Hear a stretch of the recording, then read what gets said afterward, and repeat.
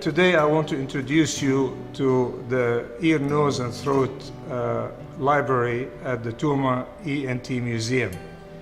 The library has about 800 volumes, and what I decided is to share with you some of the earlier publications by the giants in our field. And it's an absolutely fascinating journey, looking at their efforts and their accomplishments. I'm going to start with anatomy, and I have here one of the earliest textbooks of anatomy, and this is by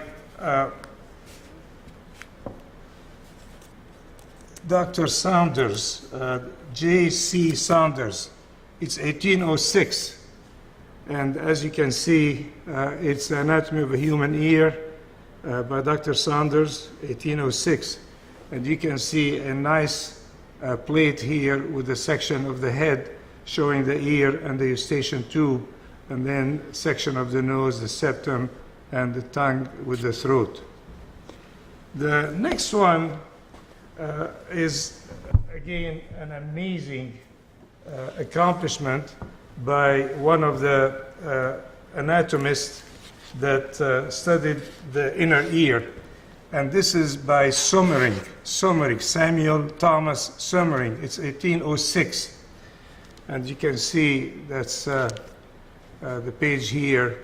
I just want to share you, there are so many fine, beautiful plates, but I want to share with you one of the plates, which is anatomy of the temporal bone.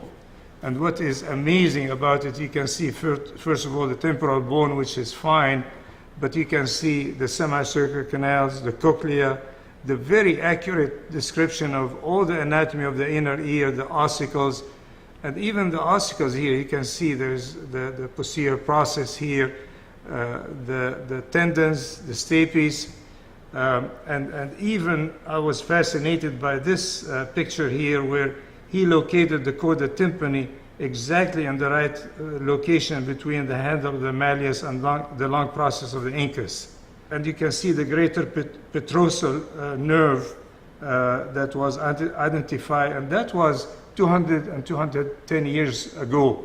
So without the benefit of the magnification we have now, he was able to identify all these structures. I want to show you one more picture here. Again, that's a picture of the inner ear, the semicircular canals, the utricle, the saccule, the oval window, and the cochlea. Sommering also had other books, and this one dated 1808, and it is the anatomy of the larynx. And I will share with you again a couple pictures here. You can see the beautiful picture of the tongue, the base of the tongue, the epiglottis, the vocal cords. You can see all kinds of innervation sections. Again, that's 1808. That's 210 years ago. Another plate I want to share with you is anatomy of the larynx. You can see the thyroid cartilage and everything that we know now is very accurate, again with very limited ability of magnification. I want to show you the last one by Sommering, and it is anatomy of the olfactory system. And you can see that's the front page, and you can see it was published in 1810. One plate I want to share with you. I mean, everything looks fantastic here. But here is one that shows the section of the head with the sinuses, the ethmoid cells, the cribriform plate, the cartilage, very accurate description and pictures. In 1725, I'm going to start now going through some textbooks. In 1725, Fabricius published 3 articles, one about the sound, the other one about the auditory system, and the third one is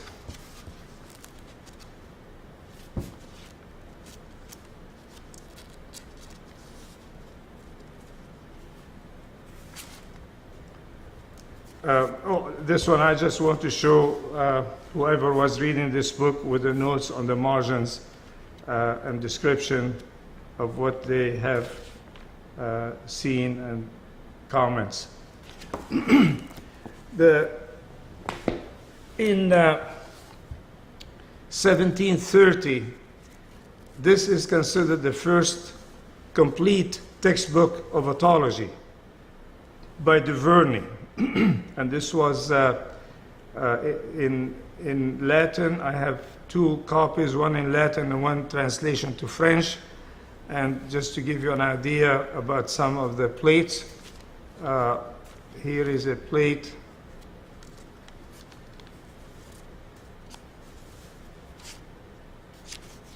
that's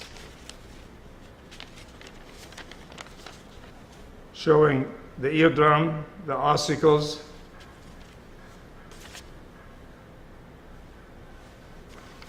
it even shows the chorda tympani going between the handle of the malleus and the chorda and the long process of the incus. The stapes, stapedial tendon, excellent depiction of the ear. Another plate here. There are several, just want to limit the demonstration to a couple of them in each book. Again, you can see the massoid here. You see the tensor tympani, and you can see it very accurately, the tensor tympani being attached to the neck of the malleus. Another very important textbook of otology is a French one, and this was published in 1821, and this is Traité de Maladie de l'oreille, and this is by Itard. Again, 1821, an excellent textbook. It's 2 volumes. I mean, so thorough that only in otology. So this is the second major, strictly textbook of otology. In 1819, I want to share with you another textbook is the Physiology and Diseases of the Ear. And this is by Curtis, John Harrison Curtis, a British otologist. And you can see here this plate here that shows some of the amplification that you can use, like this collapsible Sheffield ear trumpets, which, by the way, we have a sample of that at the Medical Museum here. The next one I want to share with you is another textbook.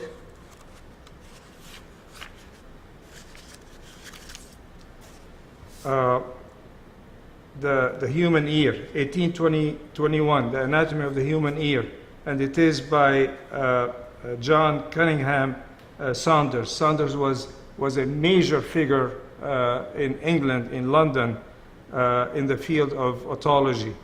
Moving on, this is in 1863, a translation to English by Kramer.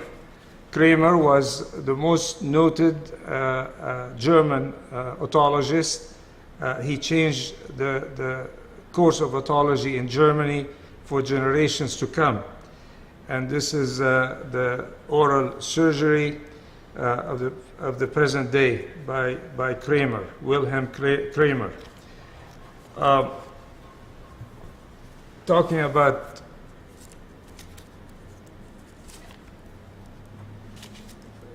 additional textbooks in 1829, this is Diseases of the Internal Ear by Sayce. And again, it has some wonderful plates. This is an example of the cross-section of the head with catheterization of the eustachian tube, which used to be very common around that time. Another important book is Les Maladies de l'Oreille, which is Diseases of the Ear, and this is in 1838. And it is by Delot Jr., Professor Delot Jeune.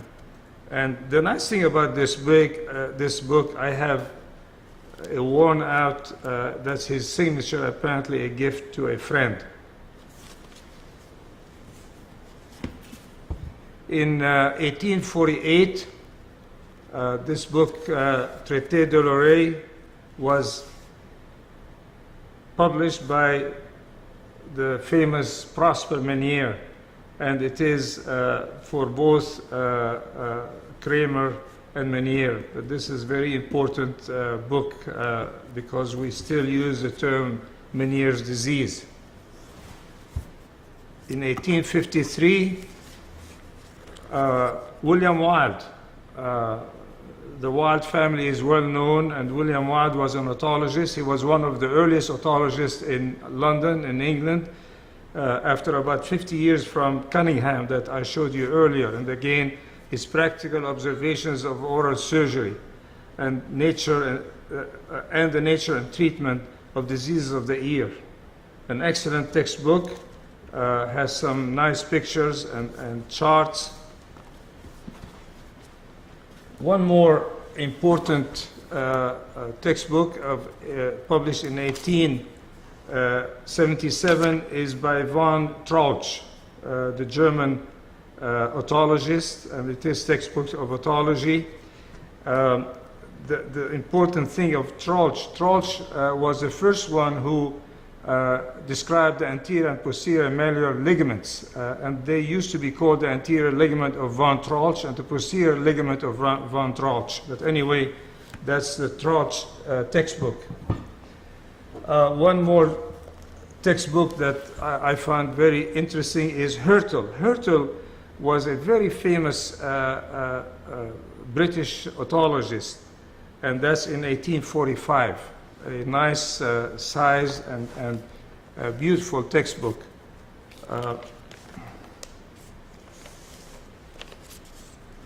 There are some plates towards the end, and I want to share with you this plate, which represents the inner ear. You can see the cochlea, the semicircular canals, and just perfect locations. The oval window here, Hertel.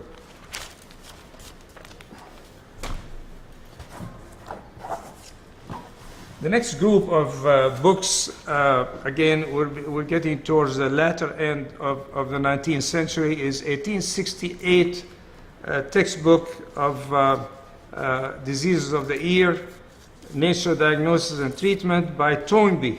Joseph Toynbee, again, was one of the giants in the field of otology in England. And it has, it's a very thorough, resembling modern day type. I've never seen this before. And you can see here some of the lamps, the mirror lamp and the other that is open. That's for reflection of light. And you can see here showing at that time how they examined the ear. Again, they are holding the magnifying, the examiner is holding the mirror in one hand and with the other hand holding the ear speculum.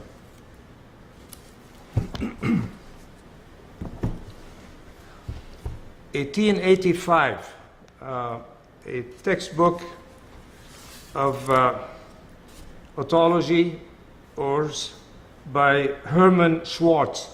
We are familiar with Schwartz. We're familiar with Schwartz sign, the pinkish look of the promontory you can see through the eardrum in otosclerosis. So this is his textbooks in Germany, 1885.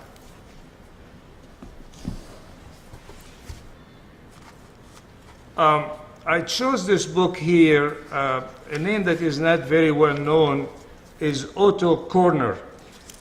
See, in the late 19th century, the Germans were amazing in pushing the field of otology forward. And they were so good in anatomy. And corner, we are familiar with the so-called corner plate. Corner plate is almost horizontal plate in the mastoid, separating the mastoid cells from the lateral and the medial. You don't see it in every mastoid, but sometimes you see that plate. It's not always complete. But he described it first, and that's why I chose this, this book to share with you his publication, Corner. And in here, you can see it somewhere here. You can see the corner plate in here. That's included in that book. The next book I want to share with you is 1917, Harvey Cushing. Harvey Cushing was noted neurosurgeon, and one of his, and he was very, very versed in a lot of areas in neurosurgery, published many books. One of them is Tumors of the Nervus Acousticus and the cerebellopontine angle. Has some wonderful pictures of the acoustic neuromas and the approach to remove it.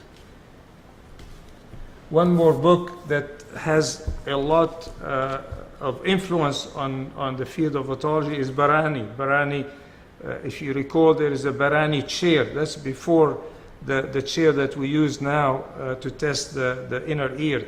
Barani chair was a regular chair with a post, and you just turn it manually and watch the nystagmus. So this is Barani. The other one that I feel contributed a lot to this field of otology is Frederick Sieberman. Frederick Sieberman has some wonderful pictures and plates, and it needs to be fixed, this book, but as you can see, now you can see more realistic view of the semicircular canals and the air cells around them. We will fix this here, but this is a wonderful picture of the semicircular canals. One book that is very important in the field of ENT, especially laryngology, is Zermatt. John Zermatt in 1869 published this book, and I want to share with you a plate here that shows a beautiful section of the head and neck, showing the section of the nose, the tongue, epiglottis, trachea, and this is a lateral view, and this is a frontal view.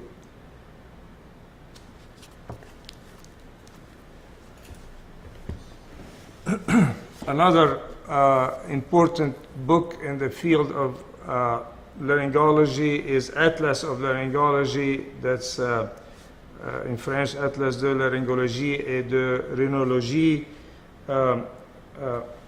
and that's by Glover. And I want to share with you this plate here. Has numerous plates, but it shows here how the examiner is pushing the base of the tongue forward. I don't know how he did it, because if I try to do it, the patient will be so nauseated and be vomiting. So yeah, apparently they sprayed the throat very thoroughly. with numbing medicine, and that's a mirror to look at the larynx. That's another view.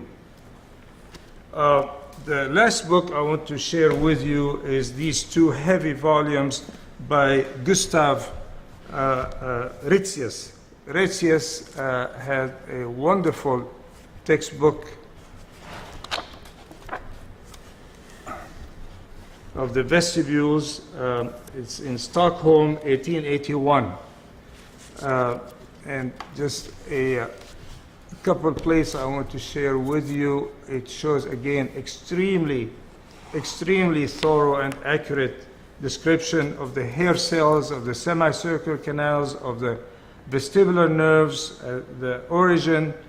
I mean, it resembles a lot of what we know now and a lot of modern type of textbooks of anatomy. And again, you can see the origin of the vestibular nerves. Ritzius. Again, this is extremely thorough, 2 volumes, and very important part of the description of the anatomy of the vestibules.